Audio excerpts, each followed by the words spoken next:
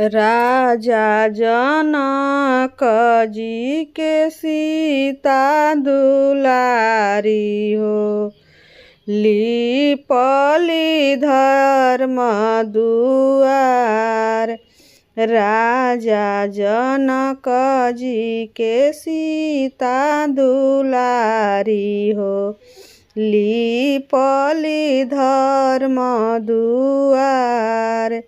बाएं हाथे सीता हो धनुष उठावली, दाएं हाथे लिपली दुआर। दाएं हाथे लिपली दुआर। राजा जनक जी तीर्थ से लौटलन हो, सीता से पूछ से एक बात। राजा जनक जी तीर्थ से लौटलन हो, सीता से पूछ से एक बात। कैसे के सीता धनुष उठवलु हो, कैसे के लिपलु दुआर। कैसे के लिपलु दुआर। बाएं हाथे बाबा धनुष उठवनी हो, दाएं हाथे लिपनी दुआर। बाएं हाथे बाबा हो धनुष उठवनी हो, दाएं हाथे लिपनी दुआर। आतना बचन जब सुनलन जनक जी हो, देशे देशे चिठिया पेठाए।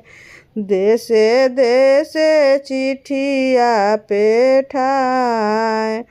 शिव धनुष जब जेहि उठई है हो, सीता बियाही ले जास। शिव धनुष जब जे भी उठई है हो, सीता बियाही ले जास। बड़े बड़े भूपति जनकपुर अइलन हो, धनुष उठाई नाही पावे। धनुष उठावे नाही पावे। राम लखन दुनो भैया खाड़ भइले, लक्ष्मण पीछे हटी जास। राम लखन दुनो भैया खाड़ भइले, लक्ष्मण पीछा हटी जास। जैसे ही रामचंद्र धनुष उठावले, धनुष भइले नवखंड। धनुष भइले नवखंड। फुलावा के हार लिहले अइली सीता सुंदर, राम के गले पहिराई।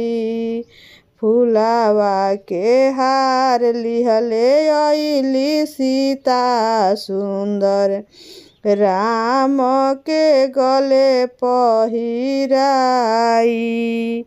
बाजे लागल ढोल हो, बाजे सहनैया हो, गूंजेला चारोर। गूंजेला चारोर। सभा बीचे गूंजेला जय जय करिया हो, राम जी के पड़ले जय माल।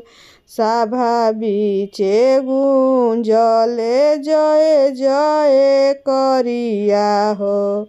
राम जी के पड़ले जय माल। राम जी के पड़ले जय माल।